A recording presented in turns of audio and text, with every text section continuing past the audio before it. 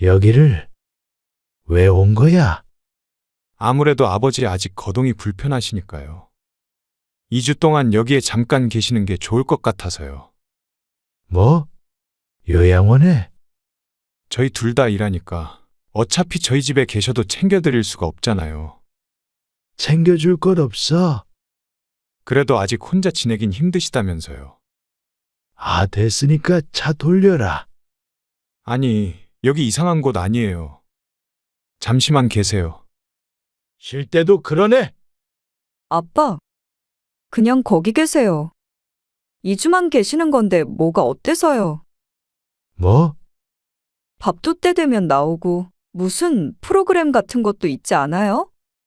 잠깐이라도 친구도 사귀고 하시면 좋잖아요. 오늘 이야기 속 주인공은 75세 유광철 씨입니다. 그리고 그의 아들과 딸에 관한 이야기이죠. 또한 며느리와 사위도 등장하게 되는데 불효막심한 것은 유 씨의 자식들과 별반 다를 것 없었습니다.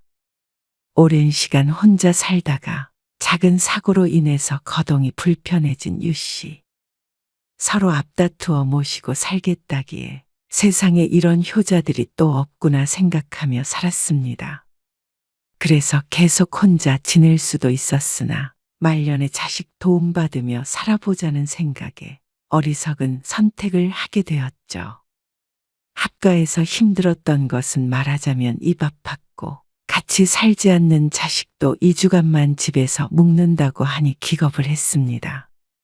부모가 집 있고 돈 있을 때는 서로 효자 노릇하려 싸우더니 단물 빠진 부모는 서로에게 미루며 싸웠습니다. 벌써 부모를 이빨 빠진 호랑이 또는 짐짝 취급을 하고 없인 여기는 자식들. 자식들 모두에게 깊이 실망한 유 씨는 모든 것을 제자리에 되돌려 놓고 자식들에겐 땡전 한 푼도 물려주지 않고 싶어졌죠. 유 씨는 아들, 딸이 하나씩 있었습니다. 그리고 자식들을 잘 키워서 시집장가 보낸 지는 10년 가까이 됐습니다. 유 씨의 아내는 7년 전에 암으로 세상과 등졌습니다. 그러니까 유 씨가 혼자 산 세월이 그 정도가 되었다는 말이었습니다. 처음엔 막막했지만 인간은 적응의 동물이라 금방 익숙해질 수 있었죠. 아버님, 이거는 소분해놨으니까 하나씩만 꺼내서 드시고요. 그리고 겉절이는 바로 드세요. 아니, 뭘 또 이렇게 가지고 왔어. 알아서 차려 먹는데 그래도 더 잘 챙겨 드시면 좋죠. 힘들까봐 그렇지? 에이, 저희 반찬 만드는 김에 조금 더 하는 거죠. 그리고 가까우니까 운동 삼아서 갖다 드리는 거고요. 참. 잘 먹을게. 며느리가 큰 쇼핑백에서 반찬통들을 꺼내며 유 씨에게 말했습니다. 식사 거르지 말고 드세요. 다 드시면 연락 주시고요. 반찬통 가지러 올게요. 아이고, 알았다. 그러면 저 가볼게요. 근데 어디 나가세요? 친구들 만나러 요 앞에 나가. 모셔다 드릴까요? 아니야. 바로 앞이야. 걸어가면 돼. 아들이나 며느리는 유 씨가 따로 연락하지 않아도 살뜰하게 살폈습니다. 혼자 사는 노인네 밥 굶을까 싶었는지 가끔씩 반찬을 해다 주기도 했고 가까우니 한 번씩 들여다보기도 했죠. 아이고, 요즘에도 그런 며느리가 있나? 그러게. 명절에 한두 번 오라고 해도 그렇게 싫어해. 와서도 아주 죽을 상을 하고 있어서 꼴 보기도 싫을 때가 있다고. 외출해서 만난 친구들이 그런 유 씨의 며느리를 추켜 세웠습니다. 유 씨의 아내가 떠난 뒤로 그 전보다 유 씨에게 더 신경을 썼는데 그건 아들과 며느리뿐만이 아니었습니다. 유씨, 전화 오는 거 아니야? 잠깐만. 딸내미네. 때마침 걸려온 딸의 전화. 정이냐? 네. 어디세요? 친구분들 만나러 가셨어요? 그래? 무슨 일이야? 무슨 일은 없고. 그냥 어디 편찮은 데는 없는지 궁금해서요. 아픈 데 없지? 알겠어요. 몸 잘 챙기고요. 그래. 전화를 끊고 나니 듣고 있던 모두가 한마디씩 말했습니다. 아무튼 유신의 자식들이 참 효자야. 아, 돈 많은 노인네니까 자식들이 챙기지. 돈 없으면 뭐 자식들이 거들떠나 보는 줄 알아? 자네 이야기야? 그래. 자식놈들 안 찾아온 지 3년도 넘었어. 나쁜 놈의 새끼들. 아무튼간 돈은 끝까지 꽉 쥐고 있어야 해. 가져갈 것 없어지면 아무리 자식이라도 안면몰수 해버리니까 말이야. 유 씨는 그 이야기를 듣고도 그게 자신의 이야기는 될 수 없다고 생각했습니다. 하지만 얼마 못 가서 그게 유 씨 혼자만의 착각이었다는 걸 알게 되었죠. 아니, 어떻게 된 거예요? 아들이 병원으로 급히 달려왔습니다. 유 씨가 갑작스레 입원하게 된 병원이었죠. 골반에 금이 갔다네. 어떻게 넘어지셨길래요? 유 씨는 집에 혼자 있다가 욕실에서 나오며 슬리퍼가 문턱에 걸리는 바람에 넘어지고 말았습니다. 쿵 소리가 나게 자빠졌는데 혼자서 다시 일어날 수가 없었죠. 거실까지 기어가서 구급차를 불렀는데 결국엔 그 길로 입원을 하게 되었습니다. 그리고 퇴원을 했을 때도 이전처럼 편하게 걸을 수는 없었죠. 재활치료도 필요하다고 했고 당분간은 보조기를 가지고 걸어야 했습니다. 이거 혼자서 지낼 수가 없겠는데요. 안 그래도 간병인 좀 알아보고 있어. 일거수일투족 수발이 필요한 건 아니었지만 하루에 한두 시간만이라도 도움은 필요할 듯 했습니다. 무슨 간병인을 써요? 그러자 아들이 뭐하러 그러냐며 자신의 집으로 오라고 했습니다. 너희 집? 뭐? 아버지 혼자 사시니까 이참에 합가하는 것도 나쁘지 않죠. 뭐? 됐다. 불편해서 어떻게 사냐? 자식이랑 부모랑 같이 사는 게 뭐가 불편해요? 안 그래, 여보? 아, 뭐. 그렇지, 당연히. 아버님, 문근 씨 말대로 하세요.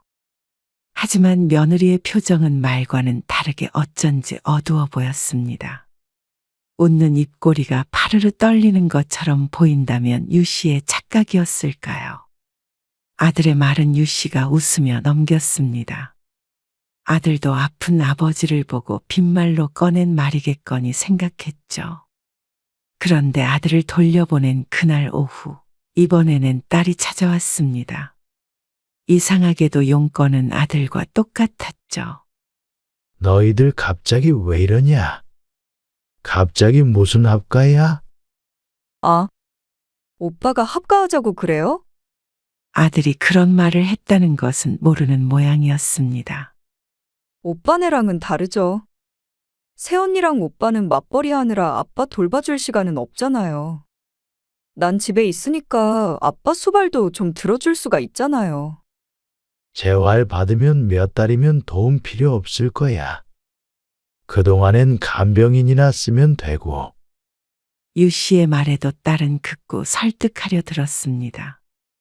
재활한다고 완전히 괜찮아지지 않을 수도 있고, 또 앞으로 이런 일이 또 있을 수도 있잖아요.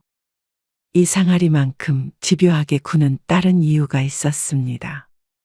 유 씨가 끝내 거절하자 안면을 굳히며 말했습니다. 사실 요즘 우리도 사정이 좀 안 좋아서 그래요. 그게 무슨 말이야? 박서방이 박서방이 왜? 무슨 일 있는 거야? 좀 사고를 쳤어요. 그러면서 딸은 사위가 주식을 하느라 돈을 많이 날려먹었다며 합가를 자신의 집에서 하는 게 아니라 자신들이 유 씨의 집으로 들어오고 싶다고 했습니다. 그러면 서로 상부상조할 수 있잖아요. 아빠도 도움이 필요하고 저희도. 뭐 지금 집 팔면 대출분 빼고 얼마라도 건질 수 있으니까. 그렇게 상황이 안 좋은 거야? 그러니까 합가를 하려거든 저희랑 하세요. 유 씨는 한숨을 내쉬었습니다. 아들이랑은 사정이 달랐습니다. 일단은 딸을 돌려보낸 유 씨는 고심해 보았지만 결론을 내지 못하고 있었습니다. 사정이 어렵다니 경제적으로 도와줄 수는 있었지만 유 씨도 당분간이라도 누군가의 도움이 필요한 건 사실이었기 때문에 어쩌면 딸의 말이 틀리지 않을 수도 있다고 생각했죠. 딸이 오늘 내일 먹을 음식이라며 반찬을 챙겨주고 갔습니다. 하지만 다녀간 지 딱 하루가 되었을 때 유 씨는 부엌으로 가기 위해 소파에서 일어났다가 그대로 거실 테이블에 걸려 넘어질 뻔했습니다. 아이고, 이러다가 제명에 살지를 못하겠네. 그리고 오후에 집을 찾아온 친우가 유 씨의 사정을 듣더니 혀를 찼습니다. 그냥 들어가서 살아. 집사람도 없이 어떻게 살려고 그래? 딴애도 불편할 거고 나도 불편할 거 아니야. 괜히 자식 고생시키는 것 같아서 그렇지. 아니, 우리 부모가 평생 자식들을 위해 헌신하면서 살았는데 말년에 자식들 도움받아서 사는 게 어때서 그래? 딸만 같이 사는 것도 아니고. 사위는 아, 젊은 사람들이야. 일 나가면 마주칠 일도 없을 텐데. 치매만 걸리지 마라. 몸 아픈 건 아무것도 아니지. 그 말을 듣고는 유 씨는 결심했습니다. 그래서 딸내와 합가를 하기로 결정했죠. 딸은 유 씨의 말을 듣기가 무섭게 집을 팔아버린다고 내놓았습니다. 그러면 정인에 들어가서 사시는 거예요? 아니, 정희가 집으로 들어온다더라. 아니, 저희가 같이 살자고 할 때는 됐다고 그러시더니. 아들은 그 소식을 듣고는 굉장히 서운해했습니다. 사정이 그런데 어떻게 하냐? 그러자 아들이 조심스럽게 물었습니다. 그러면 아버지 집은 정이 주시는 거예요? 주긴 뭘 줘? 들어와서 살라고 그러는 거지. 그게 마음대로 되겠어요? 분명 꿍꿍이가 있을 텐데 참나. 됐어요. 절대 그럴 일 없다. 그러자 아들이 다소 안심한 듯한 표정을 지으며 말했습니다. 그런데 아버지 차는 안 쓰시는 거죠? 아들이 집에 돌아가려고 짐을 챙기더니 돌연 물었습니다. 안 쓰지? 운전대를 놓은 지는 1년이 다 돼갔지만 아직 차는 처분하지 않은 채였습니다. 천천히 하려고 하다가 사고도 있었고 이래저래 정신이 없어서 뒷전이 돼버렸죠. 그럼 그 차 저 좀 써도 될까요? 아들이 유 씨의 차를 빌려달라며 물었습니다. 하지만 다른 것도 아니고 차라면 빌리는 게 아니라 갖겠다는 말이나 다름없었습니다. 다른 때 같았으면 두라고 했겠지만 서운해하던 아들의 얼굴이 떠올랐던 유 씨는 그러라고 하고 말았습니다. 자, 여기 차키. 그리고 서랍에 두었던 차키를 꺼내서 아들에게 건넸습니다. 잘 쓸게요. 아들은 무척 좋아했습니다. 오래된 차는 아니었지만 어차피 안 쓰는 차였으니 차라리 잘 됐다 싶었습니다. 그리고 2달쯤 뒤에 유 씨는 딸과 합가하게 되었습니다. 딸이 집과 함께 살림살이를 처분하고 사위와 손녀딸과 함께 유 씨의 집으로 들어왔습니다. 사위는 일을 하기 때문에 집에 있는 시간이 거의 없었고 손녀딸은 올해 초등학교에 입학해서 낮 동안에는 얼굴을 볼 수가 없었습니다. 딸도 늘 집에 있는 건 아니었기 때문에 이전 생활과는 크게 다르지 않았습니다. 그래서 처음에는 불편함보다는 생활이 좀 더 편해진 것 같다고 느꼈습니다. 하지만 무언가 잘못됐다는 생각은 2달이 채 안 돼서부터 하게 되었습니다. 식사 챙겨놨어요. 점심에 드세요. 어디 가냐? 학부모 모임 가요. 언제 오는데? 점심 먹고 차도 마시고. 글쎄요. 왜요? 오늘 병원 가는 날인데 잊었어? 아, 오늘이요? 태워다 드려야 해요? 오늘은 좀 곤란한데. 딸은 난감하다는 듯이 중얼거리며 구겨진 미간은 펴질 줄 몰랐습니다. 오늘은 좀 택시 타고 가세요. 유 씨는 속으로 한숨을 쉬었지만 딸의 말에 그냥 고개를 끄덕이고 말았습니다. 하지만 그런 유 씨에게 딸은 한마디 더 했습니다. 근데 차는 왜 오빠한테 줘버리신 거예요? 어차피 안 쓰기도 하고. 그럼 차라리 저한테 주시지. 뜬금없는 말에 유 씨가 어리둥절해 있으니 딸이 유 씨에게 핀잔했습니다. 늘 이렇게 데려달라고 하실 거면 최소한 차라도 주시면서 말씀을 하셔야죠. 그 말에 유 씨가 황당한 표정으로 딸을 쳐다보았지만 딸은 여전히 뭐가 그렇게 불만이 많은지 계속해서 불평할 뿐이었습니다. 아, 택시 타고 간대도. 그럼 지금 같이 나가요. 외출해서 택시에 타고 내리는 것도 일이었는데 딸이 급하게 외출하는 바람에 유 씨도 서둘러야 했습니다. 합가하기 전에는 병원도 늘 동행해 줄 것처럼 얘기하더니 지금은 차 한 번 얻어 타는 것도 이렇게나 눈치를 봐야 했습니다. 사람이 화장실 들어갈 때와 나올 때가 다른 것은 당연히 알고 있었지만 같이 산 지 얼마 되지도 않아 이럴 줄은 몰랐습니다. 그리고 그날 오후에 병원에서 돌아와서 거실에서 TV를 보고 있었는데 사위가 평소보다 일찍 퇴근했습니다. 일찍 왔네. 아, 네. 사위가 옷을 갈아입으려 방으로 들어가자 딸이 유 씨에게 다가와 말했습니다. 아빠, 오늘 박서방 축구 봐야 한대요. TV로? 네, 고개를 빼보았지만 사위는 아직 나오지 않았는지 보이지 않았습니다. 몇 번 틀면 되는데. 리모컨을 들며 말하자 딸이 말했습니다. 박서방 편하게 보라고 아빠가 방에 들어가서 쉬세요. 말이 쉬라는 것이었지. 사위 불편하니 들어가 있으란 소리였습니다. 기분이 상한 유 씨가 뭐라고 하기 위해 입을 벌리자 때마침 사위가 옷을 갈아입고 나왔습니다.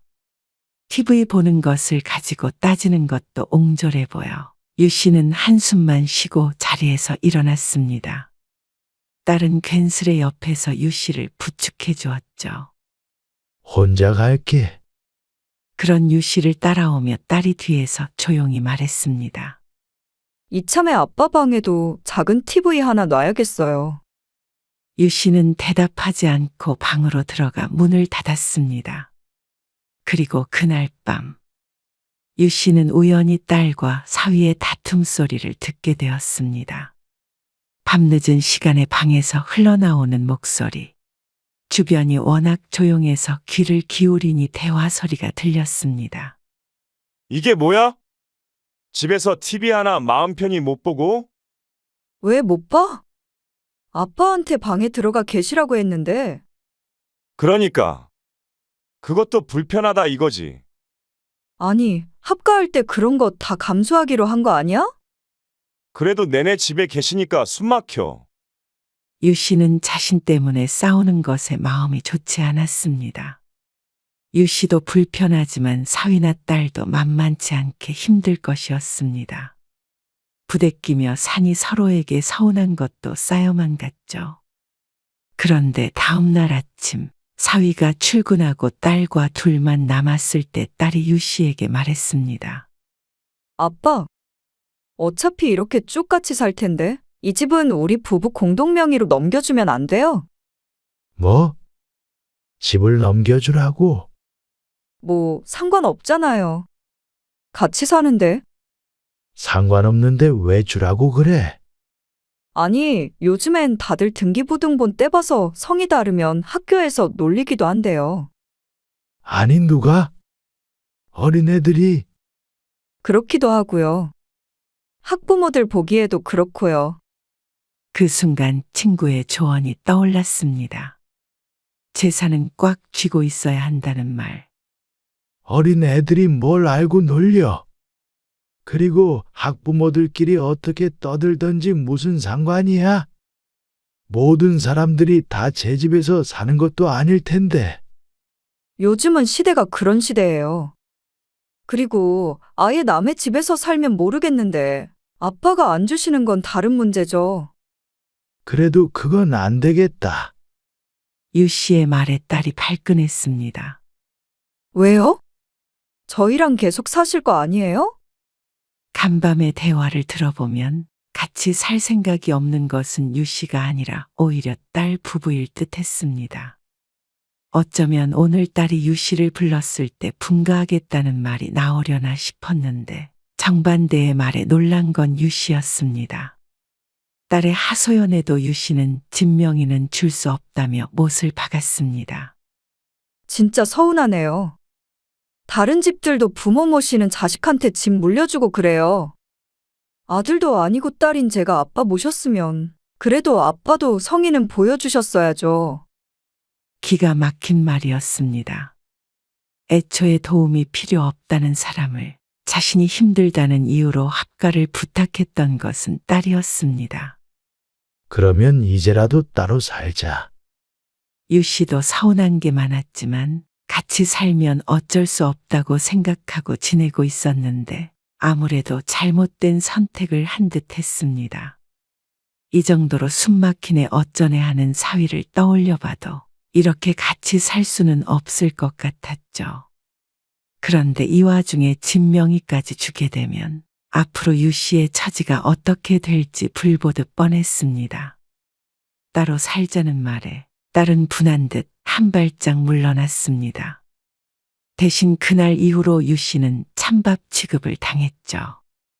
이제 걷는 거 별로 안 불편하시니까 식사 챙겨 드실 수 있죠? 병원에 데려다 주기는커녕 밥도 제대로 챙겨주지 않았고 사위와 함께 있을 때면 늘 눈치를 봐야 했습니다. 이렇게는 못 살겠다 생각했을 때쯤 어느 날 딸이 말했습니다. 다음 주에 시부모님이 올라오신대요. 사돈이? 제주도에 있는 사돈 내외가 올라와서 집에 묵기로 했다는 딸. 유 씨는 당황스러움을 감출 수 없었습니다. 그 집이라는 곳이 유 씨의 집이었으니 말이죠.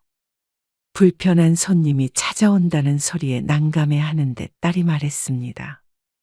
그래서 차라리 아빠가 2주만 오빠네 집에 가 계시는 게 어떨까 해요. 뭐? 거기를 왜 가? 그래야 서로 안 불편하죠. 이틀도 아니고 2주 동안인데, 그리고 내내 집에 계실 텐데 괜찮으시겠어요? 아니, 불편하면 사돈네가 다른 숙소를 구해야지. 그래도 어떻게 그래요? 안 그래도 장인 집에 얹혀 산다고 박서방이 얼마나 의기소침해 있는데요. 시부모님도 한 번 못 모시면 아들로서 체면이 뭐가 되겠어요. 그럼 너희 시부모 올 때마다 다른 데 가 있으라는 거야. 이런 일 앞으로 거의 없죠. 처음 이렇게 길게 오신 거예요. 딸의 설득에 결국 유 씨는 아들네 집으로 가게 되었습니다. 하루 이틀이면 유 씨라도 다른 숙소에라도 있겠는데 2주면 너무 길었습니다. 오셨어요. 딸이 아들네 집 안까지 데려다주고 떠났고 며느리가 유 씨를 맞았습니다. 유 씨는 반가움보다도 한숨이 먼저 나왔습니다. 그런데 아들네 도착한 지 하루도 안 되어서 아들이 유 씨에게 말했습니다. 아버지, 저랑 어디 좀 가세요. 어리둥절한 유 씨가 엉거주춤 자리에서 일어나자 아들이 그런 유 씨를 부축했습니다. 어딜 간다는 거야? 아들이 대답을 제대로 하지 않고 유 씨를 차에 태웠습니다. 유 씨가 아들에게 주었던 자신의 차였습니다. 차는 10분 정도 달려 목적지에 도착했습니다. 도대체 어딜 가는지 물어도 갈 곳이 있다며 얼버무리더니 도착한 곳에서 유 씨는 기가 막혀 헛웃음을 지을 수밖에 없었습니다. 여기를 왜 온 거야? 유 씨가 묻자 아들이 어색한 미소를 지으며 대답했습니다. 아무래도 아버지 아직 거동이 불편하시니까요. 2주 동안 여기에 잠깐 계시는 게 좋을 것 같아서요. 뭐? 요양원에? 저희 둘 다 일하니까 어차피 저희 집에 계셔도 챙겨드릴 수가 없잖아요. 챙겨줄 것 없어. 그래도 아직 혼자 지내긴 힘드시다면서요. 아, 됐으니까 차 돌려라. 아니, 여기 이상한 곳 아니에요. 잠시만 계세요. 쉴 때도 그러네. 유 씨가 버럭 화를 내자 아들이 골치 아프다는 듯 고개를 절레절레 저으며 휴대폰을 들어 어디론가 전화를 걸었습니다. 지금 아버지 모시고 요양원에 왔는데 잠깐만 계시라고 해도 싫다고 그러시네. 그러면 우리 집에는 못 있지. 다시 아버지 집으로 모셔다 드린다. 뭐? 그럼 나보고 어떡하라고? 아들은 딸과 몇 마디 주고받더니 휴대폰을 유 씨에게 넘겼습니다. 전화 좀 받아보세요. 정이에요. 여보세요. 정이냐? 그런데 유 씨가 뭐라 하기도 전에 딸의 목소리가 들렸습니다. 아빠, 그냥 거기 계세요. 2주만 계시는 건데 뭐가 어때서요? 뭐? 지금 집에 시부모님 도착하셨어요. 여기로 오시면 안 되죠. 오빠가 괜찮은 곳 알아봤겠죠. 거기서는 밥도 때 되면 나오고 무슨 프로그램 같은 것도 있지 않아요? 잠깐이라도 친구도 사귀고 하시면 좋잖아요. 꼭 남의 이야기를 하듯이 심드렁한 딸의 목소리에 유 씨는 크게 잘못되었구나 하고 생각했습니다. 서로 모시고 살겠다고 다투던 아들과 딸이 이제는 서로 미루며 다퉜습니다. 그전과 달라진 점이 있다면 돈이 아닐까 싶었습니다. 집 내주고 차도 줬더니 이제 빈털터리로 보이는 부모가 짐짝처럼 느껴지는 듯 했습니다. 어처구니가 없으니 오히려 웃음이 나왔습니다. 유 씨는 뭐라고 한참 설교하려는 딸의 전화를 끊어버렸습니다. 그리고 아들에게 말했죠. 우리 집으로 일단 가라. 그러자 아들이 한숨을 쉬더니 차를 몰아 유 씨의 집으로 갔습니다. 정희한테 내려오라고 전화할게요. 아들이 차에서 내리며 말했고 유 씨는 그런 아들의 손에 들린 차키를 뺏었습니다. 어리둥절한 표정으로 바라보는 아들에게 유 씨가 말했습니다. 이 차는 내가 다시 가져가마. 네? 너희는 나 죽어도 땡전 한 푼이라도 받을 생각 말아라. 무슨 말씀이세요? 부모랑 2주도 같이 못 있어서 요양원에 들어가라고 했는지 아니면 정이랑 너랑 무슨 얘기가 오간 건지는 모르겠지만 그런 자식은 나도 필요 없어. 무슨 얘기가 오가요? 아무리 그래도 이건 아니죠. 그리고 유산도 안 주신단 말씀이세요? 그래. 내가 다 불태워버리고 가는 한이 있어도 너희 손엔 10원 한 장 못 줘. 그러자 아들이 기가 막혀하며 화를 냈습니다. 유 씨는 그런 아들을 뒤로 한 채로 절뚝거리며 집으로 올라갔습니다. 문을 열고 들어가자 집엔 아무도 없고 짐들이 어수선하게 놓여져 있었습니다. 밥을 먹으러 갔는지 어디 놀러를 나갔는지는 몰라도 유 씨에겐 잘된 상황이었습니다. 유 씨는 눈에 띄는 짐들을 들어 현관 밖에 두었습니다. 그리고 현관 비밀번호를 바꿔버렸죠. 유 씨는 한참을 소파에 앉아 있었습니다. 그러자 2시간쯤 뒤에 현관 문고리가 덜컥덜컥 소리를 냈습니다. 문 밖에선 웅성거리는 목소리가 들려왔고 비밀번호를 누르는 소리와 삐삐거리는 경고음이 연달아 울려 퍼졌습니다. 그러자 밖에서 쿵쿵하면서 문을 두들겼습니다. 유 씨는 천천히 일어나서 문 앞으로 갔습니다. 그리고 걸쇠를 건 채로 문을 빼꼼히 열어 딸에게 말했습니다. 너희는 이 시간 이후로 내 집에서 나가라. 아빠, 언제 오셨어요? 이게 무슨 일이에요?